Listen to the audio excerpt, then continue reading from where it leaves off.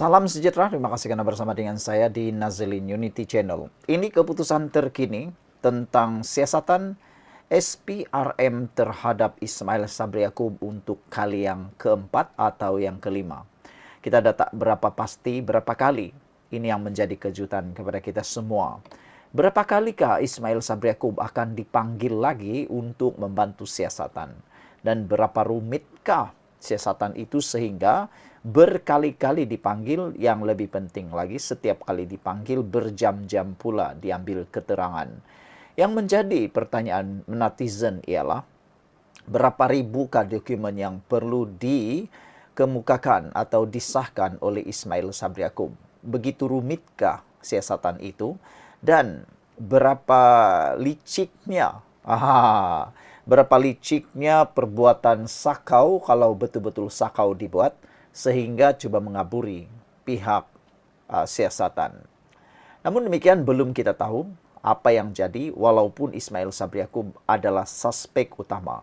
Sebelum kita teruskan, jangan lupa tinggalkan komen Anda, tekan butang subscribe, dan lebih penting saya pada masalah gout kencing manis tinggi darah, sila tekan butang produk. Saya tak jual produk, saya hanya kongsikan kepada Anda produk yang telah banyak orang makan, minum, dan mereka kata mereka sembuh daripada gout dan persediaan untuk menjelang raya nanti. Jangan pula nanti raya kena gout kan. Jadi lebih baik beli sekarang dengan harga yang lebih murah dan selagi stok masih ada. Ismail Sabri hari ini memberikan keterangan lebih 6 jam lagi di SPRM. Ada yang tanya, mereka kata sejauh mana siasatan ini menjadi terlalu rumit dan terlalu licik permainannya sehingga sudah berkali-kali dipanggil dan berjam-jam disiasat, masih tak habis-habis lagi. Wah, dokumennya mungkin tak pernah kita jangkakan. Bekas Perdana Menteri Ismail Sabri Yaakob selesai memberi keterangan kepada SPRM hari ini. Ismail Sabri dilihat meninggalkan ibu pejabat SPRM pada jam 4.35 petang. Terdahulu, dia tiba di ibu pejabat SPRM pada jam 9.57 pagi dan proses merakam keterangan berlangsung lebih 6 jam.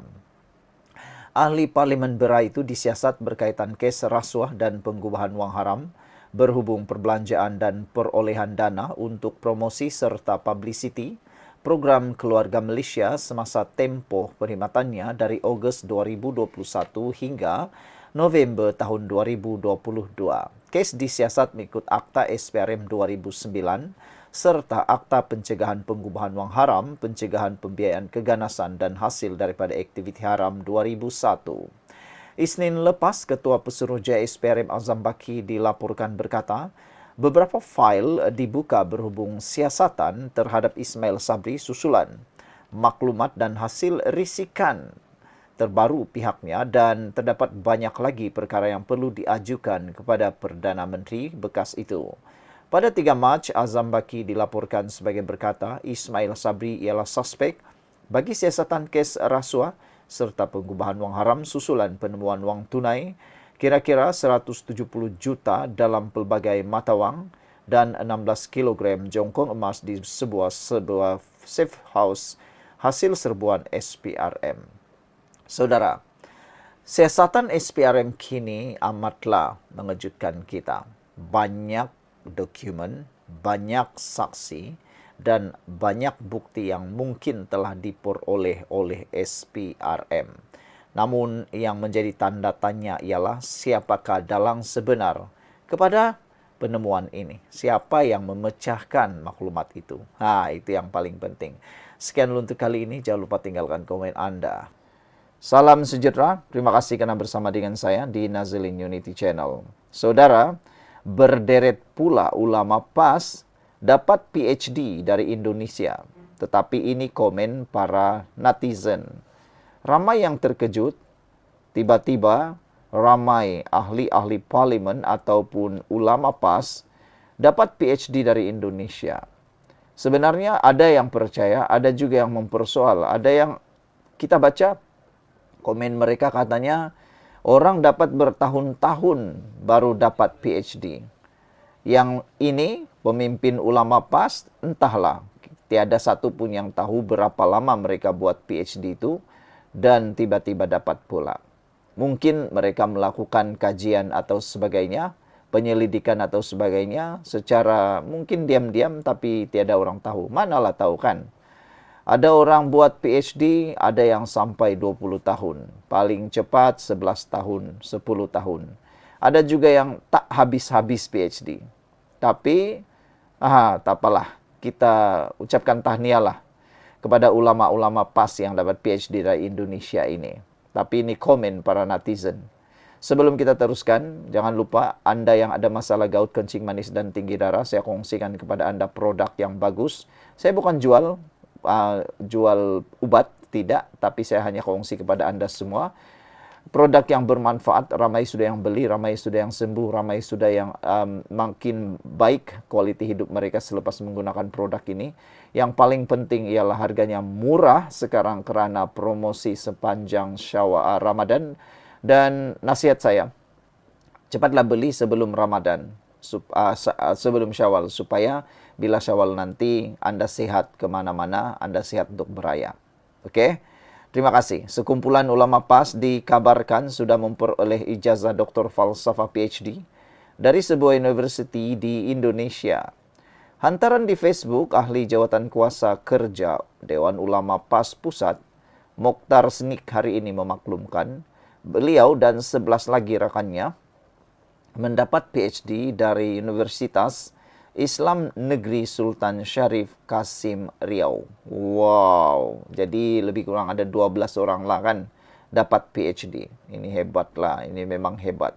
Tapi kita pernah dengar juga kan, bukan mereka nih lah, tapi kita pun pernah dengar juga lah kan isu-isu sijil sijil haram, sijil tidak diiktiraf, sijil dibeli di sana-sini. Ramai juga yang kita dengar-dengar yang kononnya hanya membeli sijil atau ijazah atau master atau PhD di mana-mana university yang berterabur di seluruh dunia ini. Mereka tidak membuat apa-apa, bayar, dapat PhD. Harap-harap ulama-ulama PAS yang dapat ini bukanlah orang-orang begitulah. Kan kita percaya sebab mereka ini ulama. Takkanlah pula ulama tipu-tipu sijil kan. Tak layaklah ulama tipu-tipu sijil. Kita kena percayalah kan. Antaranya geng NGO, geng Ustaz Jiu, yaitu Ahmad Dusuki Abdurrani dan Nick Bakri Nikmat. Mokhtar turut berkongsikan poster ucapan tahniah ke semua mereka yang didahului dirinya sendiri yang lengkap berpakaian istiadat convocation. Bekas ketua Dewan Ulama PAS Pahang itu memberitahu mereka mengambil tempo hampir 1 dekad untuk dianugerahkan PhD. Jadi 1 dekad lebih kurang 10 tahun lah kan. Wah, boleh tahan. Allah hadiahkan pemberiannya pada bulan Ramadan 1446 atau 1446, tidak sedikit kepayahan kami 12 orang lalui, katanya. Namun semuanya sangat indah. Yang paling indah ialah ukhuwah, katanya. Berhubung soalan salah seorang warganet berkenan ijazah sarjana muda dan ijazah sarjana, Mokhtar menjawab kedua-dua ijazah itu diperolehnya dari universiti yang sama. Rata-rata meluahkan rasa tidak percaya selain mempersoal penerapan universiti tersebut yang berada di kedudukan ke-66 terbaik di Indonesia, tangga ke-1318 di Asia, dan tempat ke-3880 di dunia. Orang lain masuk universiti ada yang penerapan tinggi diperakui persijilan dan MQA. Ada sistem merit yang jelas, terlibat dengan kerja ujian, kajian, kupasan, terbit jurnal sana-sini, bentang keras, kerja keras, dan masuk viva sebelum diperaku kajian dan dianugerahkan dengan sekeping kertas bertaraf PhD. Ini apa? Bidas warganet. Sekian untuk kali ini. Jangan lupa tinggalkan komen Anda. Bye-bye.